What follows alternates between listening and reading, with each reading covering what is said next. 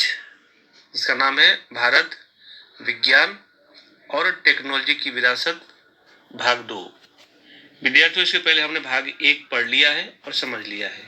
तो चलिए आज हम भाग 2 पढ़ते हैं और उसके बारे में जानकारी प्राप्त करते हैं।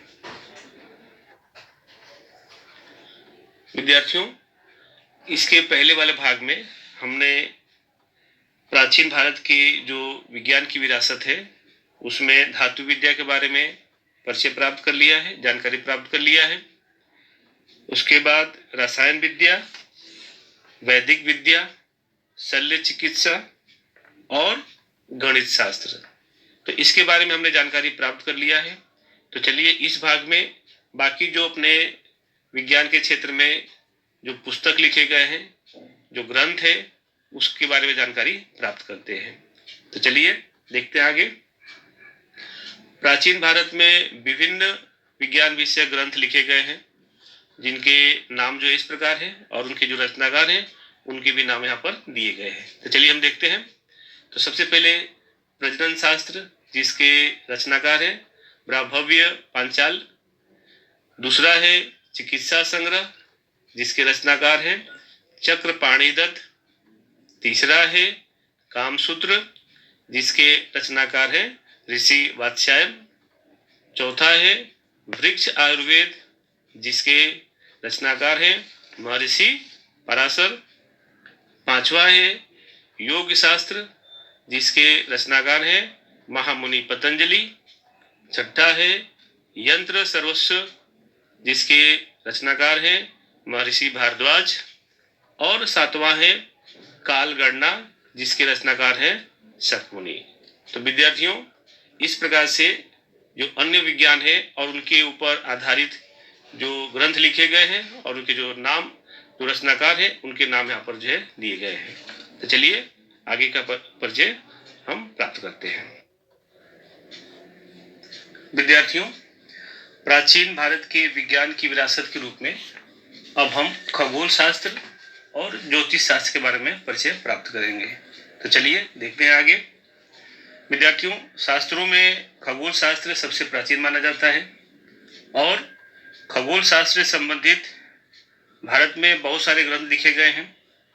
और इन सभी ग्रंथों की सबसे बड़ी विशेषता ये है कि ये अपने जो प्राचीन विद्यापीठ थे, उन प्राचीन विद्यापीठों में उसका जो है व्यवस्थित और गहन रूप से अध्ययन किया जाता था और ग्रहों की गति, नक्षत्रों और अवकाशी पदार्थों के गणना के आधार पर खगोल शास्त्र और ज्योतिष शास्त्र का जो है विकास हुआ।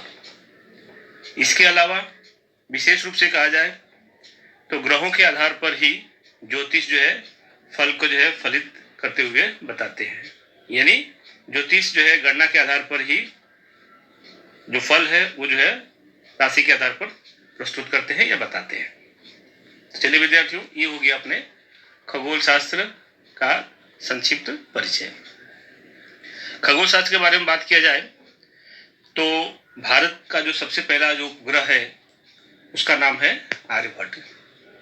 विद्यार्थियों, आपको जो है ये बिल्कुल ज्ञात होना चाहिए कि जो गणित शास्त्र के जो जनक है या उसके जो पितामह है वह आर्यभट्ट को माना जाता है और उन्हीं के नाम के आधार पर अपना भारत का जो पहला उपग्रह है वह आर्यभट्ट जो है रखा गया है।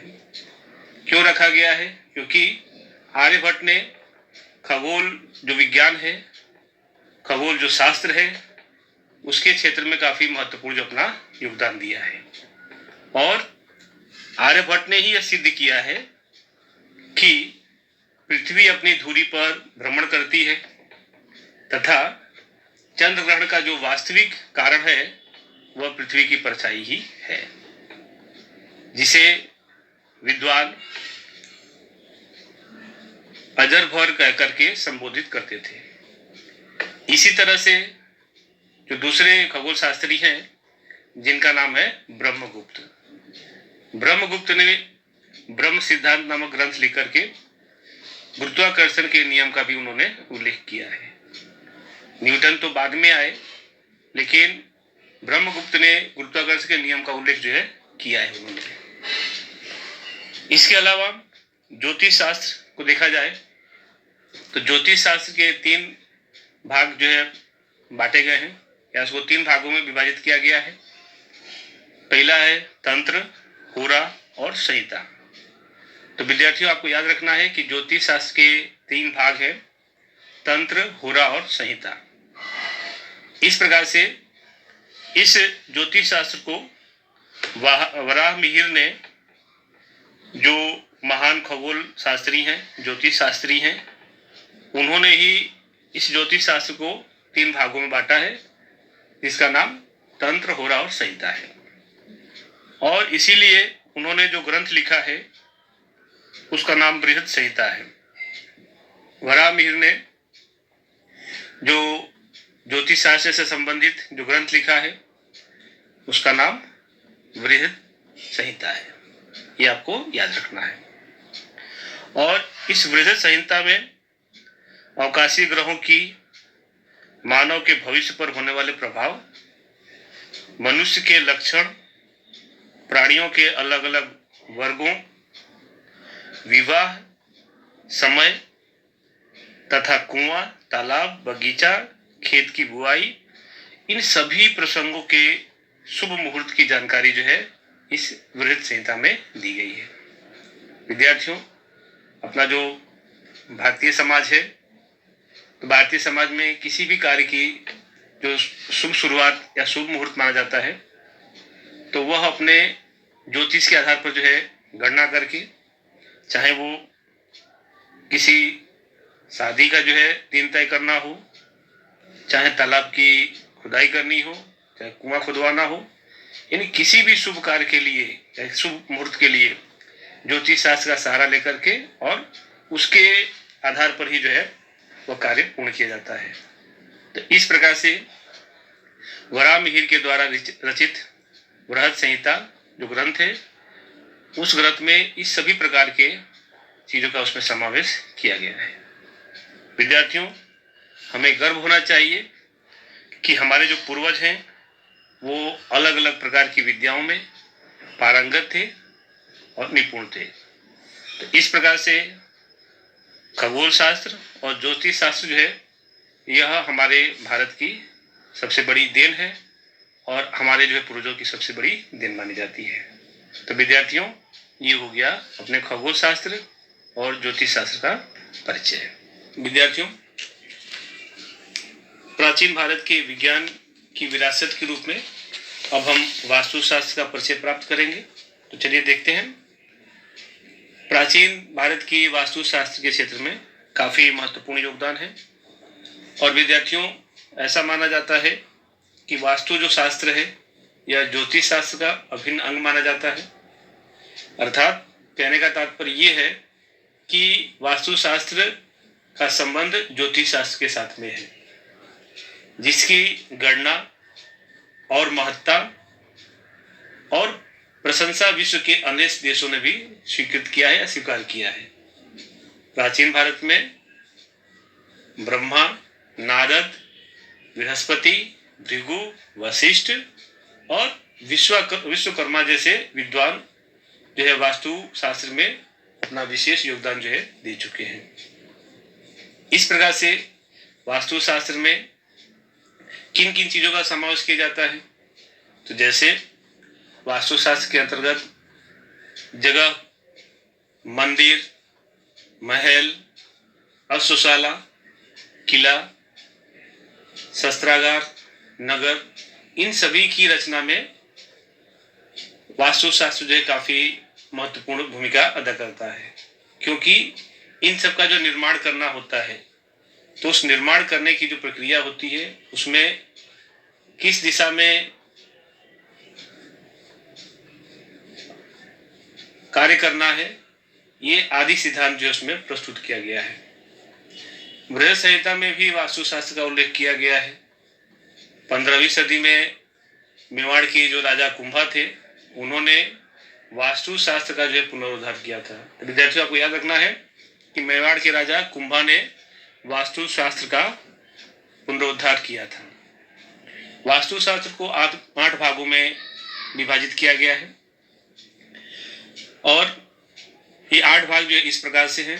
सबसे पहले वास्तुशास्त्र में जगह की पसंदगी की जाती है, विविध आकार की पसंदगी की जाती है, रचना की पसंदगी की जाती है, कद, वस्तुओं की व्यवस्था, देव मंदिर, ब्रह्मस्थान, भोजन कक्ष, शयन कक्ष, तो आदि जो विविध स्थान है, इस स्थान के बारे में जो है वास्तुशास्त्र में जानकारी दी जाती है। उसमें उसका उल्लेख किया गया है कि किस दिशा में देव मंदिर होना चाहिए, किस दिशा में जो है शयन कक्ष होना चाहिए।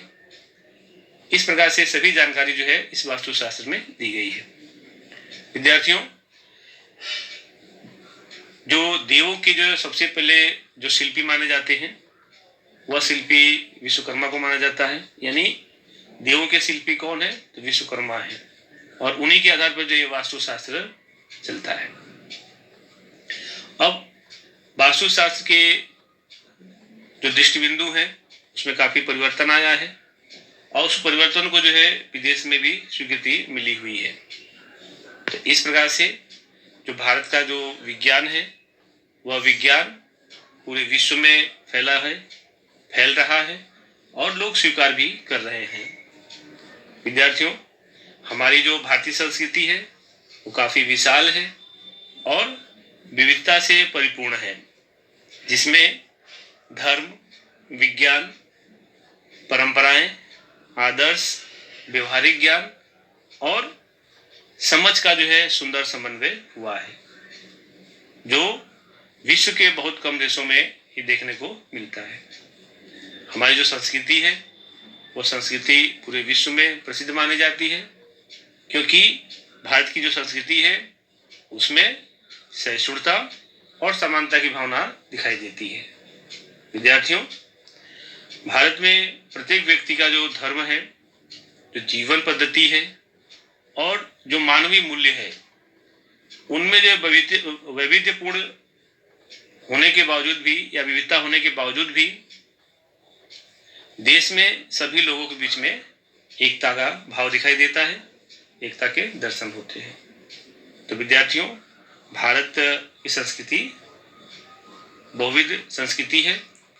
यहाँ पर अलग अलग धर्म के, संप्रदाय के, जाति के होने के बावजूद भी लोगों के बीच में एकता का जो दर्शन होता है, यह काफी महत्वपूर्ण माना जाता है। विद्यार्थियों, विविधता में एकता, यह भारतीय संस्कृति की सबसे बड़ी पहचान है। सबसे बड़ा लक्षण जो है इसका यही है। इसलिए हमें भी इसे भूलना नहीं चाहिए, और हमारे इस संस्कृति को जिस प्रकार से हमारे पूर्वजों ने पूरे विश्व स्तर पर जो है फैलाया है, उसमें हमें भी क्या करना चाहिए, और बढ़ोतरी करना चाहिए और वृद्धि करना चाहिए। इसलिए हमारी जो विरासत है, उस विरासत को और आगे बढ़ाना चाहिए। विद्यार्थियों, ये हो गया अपने वास्तुशास्त्र के बारे में संक्षिप्त में जानकारी। ये आपको याद रखना है कि वास्तुशास्त्र को 8 भागों में बांटा गया है। वास्तुशास्त्र के जो रचयिता है वो विश्वकर्मा है, और देवों के शिल्पी किसे माना जाता है? विश्वकर्मा को माना जाता है। तो इस प्रकार से वास्तुशास्त्र का संबंध जो है ज्योतिष शास्त्र के साथ में है, ये भी आपको याद रखना है। तो इस प्रकार से विद्यार्थियों, ये हो गया अपने वास्तुशास्त्र का परिचय। तो विद्यार्थियों, यहाँ पर जो है पाठ 5 पूरा होता है। अब हम जो स्वाध्याय है उस स्वाध्याय को हल करते हैं। ये सभी प्रश्न उत्तर आपको अपने नोटबुक में लिखना है।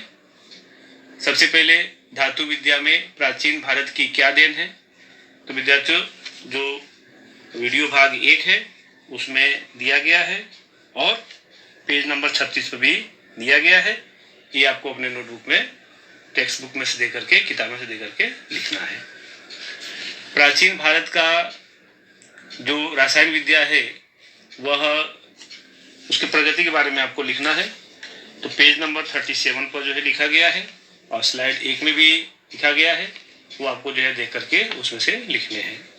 विद्यार्थियों, बड़े क्वेश्चन जो है आपको लिखने के लिए किताब का जो है सहारा लेना है, और किताब के माध्यम से आपको प्रश्न उत्तर जो है लिखने हैं। दूसरा है कि प्राचीन भारत के विज्ञान क्षेत्र में क्या विरासत मिली है, तो ये भी आपको जो है उसमें लिखना है। प्रश्न 2, प्राचीन भारत में गणित शास्त्र में क्या प्रगति की है, तो विद्यार्थियों पेज नंबर 39 वो स्लाइड 1 में जो है लिखा गया है और उसको जो है अपने शब्दों में बना करके आपको लिखना है। फिर विद्यार्थियों प्राचीन भारत का जो खगोल शास्त्र है उसके बारे में संक्षिप्त में टिप्पणी लिखनी है और वो खगोल शास्त्र पेज नंबर 40 पर है और उसमें से छांट करके अपने शब्दों में उसको लिख लेना है। इसके अलावा ज्योतिष शास्त्र में भारत का क्या योगदान है, तो ज्योतिष शास्त्र के बारे में पेज नंबर 40 पर और स्लाइड नंबर 2 में दिया गया है और उसको देख करके आपको जो है लिखना है। वास्तु शास्त्र में किन किन बातों का ध्यान रखा जाता है, तो विद्यार्थियों वास्तु शास्त्र में स्लाइड नंबर 2 में और पेज नंबर 40 पे लिखा गया है जिसमें किन किन चीज़ों का जो उसमें ध्यान रखा जाता है उसके बारे में जो दिया गया है और आपको देख करके उसमें से लिखने हैं। तो विद्यार्थियों ये हो गया प्रश्न 2। अब तीसरा देखते हैं, विज्ञान और टेक्नोलॉजी का क्या मतलब है उसके बारे में लिखिए। तो पेज नंबर 37 पर और स्लाइड नंबर 1 पर जो सबसे पहली जो प्रस्तावना है उसमें ही उसका उत्तर लिखा हुआ है कि विज्ञान अर्थात व्यवस्थित ज्ञान और तकनीकी या टेक्नोलॉजी अर्थात विज्ञान की व्यवहारिक उपयोगिता अर्थात विज्ञान और टेक्नोलॉजी। ये हो गया इसका उत्तर। विद्यार्थियों रसायन विद्या के क्षेत्र में नागार्जुन की क्या देन है, तो सबसे पहले विद्यार्थियों संक्षिप्त में लिखना है कि नागार्जुन ने सबसे पहले वनस्पति और औषधियों के साथ में रसायन औषधियों के उपयोग करने की सलाह दिया था। पारे की भस्म करके औषधि के साथ में उपयोग करने की शुरुआत जो है आचार्य नागार्जुन ने ही किया था। ठीक है, तो ये उसमें से आपको देख करके लिखने हैं। इसके बाद गणित शास्त्र में आर्यभट्ट के द्वारा की गई खोज के विषय में लिखना है। तो विद्यार्थियों आर्यभट्ट ने क्या क्या खोज किया है वह पेज नंबर 37 पर गणित शास्त्र के बारे में दिया गया है, जैसे शून्य है, पाई है, दशमलव पद्धति है, ये सभी चीज जो है घनमूल है, वर्गमूल, जोड़ घटाव गुणा सब जो है उसके बारे में दिया गया है। ये आपको जो है अपने पेज नंबर 39 पर से लिख लेना है। तो विद्यार्थियों आगे देखते हैं, ज्योतिष शास्त्र कितने भागों में बांटा गया है, तो विद्यार्थियों ज्योतिष शास्त्र को 3 भागों में बांटा गया है, तंत्र, होरा और संहिता के रूप में बांटा गया है। वास्तुशास्त्र के प्रणेता का नाम बताइए, तो वास्तुशास्त्र के प्रणेता हैं विश्वकर्मा, देवों के शिल्पी विश्वकर्मा हैं। तो इस प्रकार से विद्यार्थियों ये हो गया उसका संक्षिप्त परिचय। अब सही विकल्प चुन करके उसका उत्तर लिखना है। कला की दृष्टि से अंतर्राष्ट्रीय ख्याति प्राप्त शिल्प कौन सा है, तो बी नटराज का। निम्नलिखित में से कौन सा विधान सत्य नहीं है, नागार्जुन को भारतीय रसायन शास्त्र का आचार्य माना जाता है, ये बिल्कुल सही है। पारे की भस्म बनाकर औषधि के रूप में, बिल्कुल सही है। रसायन शास्त्र प्रयोगात्मक विज्ञान नहीं है, ये गलत है। ठीक है, तो इस प्रकार से जो है सी जो विकल्प है वो आपका गलत विकल्प है। तो विद्यार्थियों ये होता है यहाँ पर पूरा। आगे देखते हैं, महर्षि चरक और चरक संहिता यानी दोनों का जो जोड़ा है उस जोड़े को मिलाना है। जैसे महर्षि चरक ने कौन सी पुस्तक लिखी है, कौन सा ग्रंथ लिखा है, तो चरक संहिता लिखा है। तो उसी प्रकार से महर्षि सुश्रुत ने क्या लिखा है, तो सुश्रुत संहिता लिखा है, ये ऑप्शन सही है। किसी पाठशाला में एक वर्ग के कुछ विद्यार्थी गणित शास्त्र के विषय में चर्चा करते हैं, उसमें से कौन सा सत्य बोलता है। श्रेया भास्कराचार्य ने लीलावती गणित और बीजगणित नामक ग्रंथ लिखे हैं। यश दशांश पद्धति की शोध बुधायन ने किया है। मानसी बोलती है आर्यभट्ट को गणित शास्त्र का पिता माना जाता है। हार्ड बोलता है शून्य की खोज भारत ने की है। तो इस प्रकार से यहाँ पर जो है, तो विद्यार्थियों इसमें श्रेया सही बोल रही है मानसी सही बोल रही है और हार सही बोल रहा है, क्योंकि श्रेया जो है उसका भी उत्तर सही है। यश जो बोल रहा है वो गलत बोल रहा है, क्योंकि दशांश पद्धति की खोज बोधायन ने नहीं किया है बल्कि आर्यभट्ट ने किया है। तो इस प्रकार से आपका जो उत्तर है वो डी सही है, श्रेया, मानसी और हार्द। प्राभव्य पांचाल द्वारा रचित ग्रंथ का नाम क्या है? तो ये है प्रजनन शास्त्र, जो बी ऑप्शन सही है। प्राचीन भारत में गुरुत्वाकर्षण के नियम को प्रसिद्ध करने वाली प्रणाली ब्रह्म सिद्धांत की रचना किसने की थी? तो ए ब्रह्मगुप्त ने किया था। मंदिर, महल, अश्वशाला, किला आदि की रचना किस तरह करना है, किस दिशा में करना है आदि का सिद्धांत दर्शाने वाले शास्त्र को अपने वास्तु शास्त्र कहते हैं, जो विकल्प डी सही है। विद्यार्थियों, ये हो गया ये विकल्प वाले प्रश्न का